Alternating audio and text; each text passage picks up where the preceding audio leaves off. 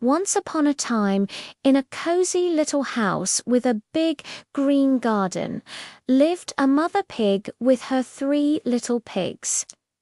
The pigs were growing up so fast, and their little house was starting to feel a bit too small for all of them. One sunny morning, Mother Pig gathered her 3 little ones around her. She gave each of them a big hug and a kiss and said, "My dear children, it is time for you to go out into the world and build your own homes. But remember my words, whatever you do, do it the best you can. That's the way to get along in the world." So the 3 little pigs packed their bags, waved a tearful goodbye to their mother, and set off on their adventure. They walked down the long country road, oinking happily, excited about their new lives. The first little pig was a bit lazy. He didn't want to work too hard. As he trotted along, he met a farmer pulling a cart full of straw. Perfect, he thought. That looks easy to build with.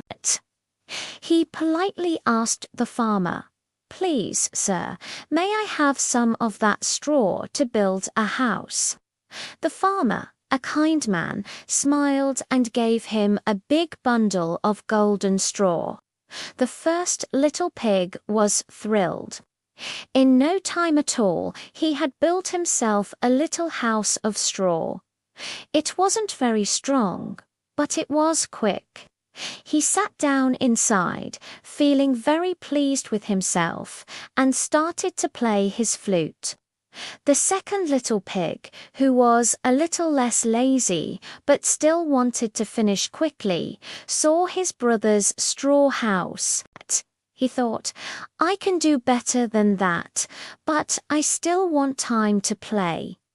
Soon he came across a man with a wagon full of sticks. "Aha," he said to himself. "Sticks are stronger than straw, and it still won't take too long to build." He asked the man, "Excuse me, could I please have some of those sticks to build a house?" The man agreed and gave him a large pile of sticks. The second little pig got to work. He huffed and puffed and tied the sticks together. Soon he had a house of sticks. It was a bit stronger than the straw house, and he was quite proud. He went inside and began to play his fiddle, dancing a merry jig. Now, the third little pig was very different. He remembered his mother's words, "Whatever you do, do it the best you can." He knew that a strong house was the most important thing. He passed the straw house and the stick house, shaking his head. "Those won't be safe," he mumbled to himself.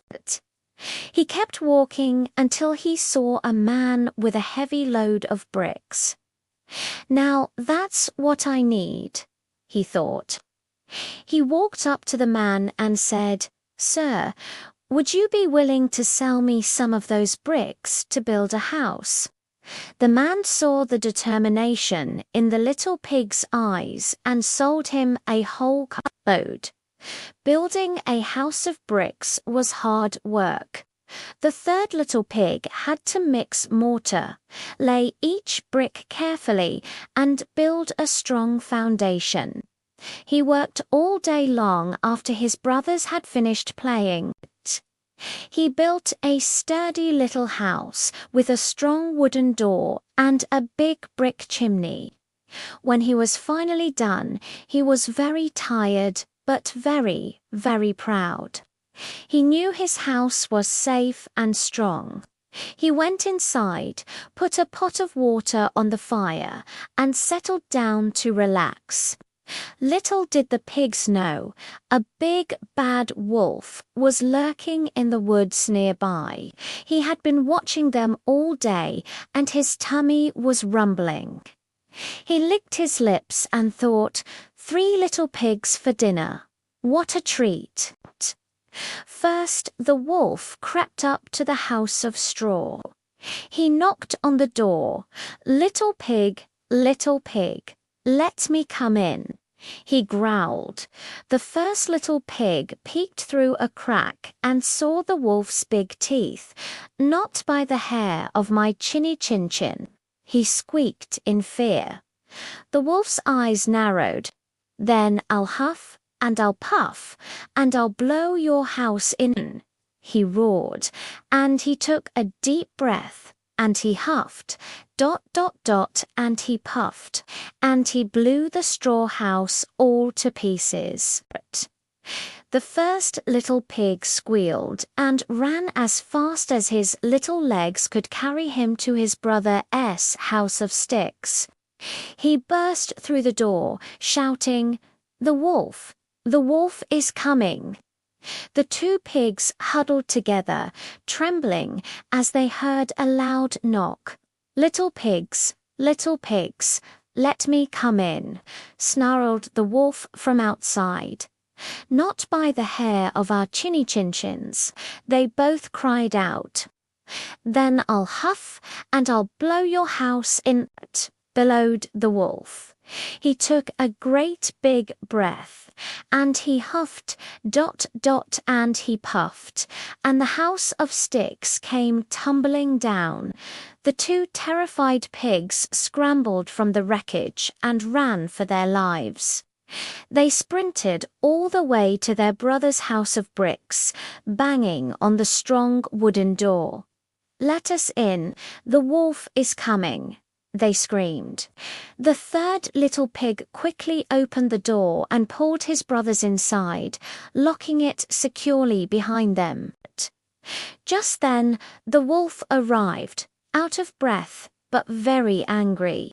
He pounded on the brick door. Little pigs, let me come in," he demanded. All three pigs, feeling much safer now, shouted back together, "Not by the hair of our chinny chin chins." The wolf was furious. "Then I'll huff and I'll blow your house in," he screamed. So he huffed and he puffed, but nothing happened. The brick house didn't even shake. He huffed again, harder this time, and he puffed with all his might. Still, the house stood strong. The wolf was red in the face and completely out of breath. He simply could not blow the house down. But the wolf was clever and sneaky. He decided to try and trick the third little pig. He called out in a friendly voice, "Little pig, I know where there is a nice field of turnips." "Where?" asked the pig. "In Mr. Smith's field. I'll come for you tomorrow morning at 6 o'clock, and we can go together," said the wolf. The pig was even cleverer. He woke up at 5 o'clock, went to the field, gathered a basket full of turnips, and was back home cooking them for breakfast long before the wolf arrived. At 6, the wolf knocked. "Little pig, are you ready?" he called. The little pig laughed. "Ready? I've already been and come back. I'm cooking the turnips for my breakfast now." The wolf was enraged, but he tried again. "Little pig," he said, "I know where there's a lovely apple tree." "Where?" asked the pig. "Down at Merrygut. I'll meet you there tomorrow at 5 o'clock." The next morning, the pig got up at 4, hoping to be back before the wolf came. But the tree was farther away, and he had to climb it. Just as he was in the branches, he saw the wolf coming. "Oh, you're here before me," said the wolf with a wicked grin. "Are they nice apples?" "Yes, very," said the quick-thinking pig. "Here, I'll throw one down for you." He threw an apple as far as he could.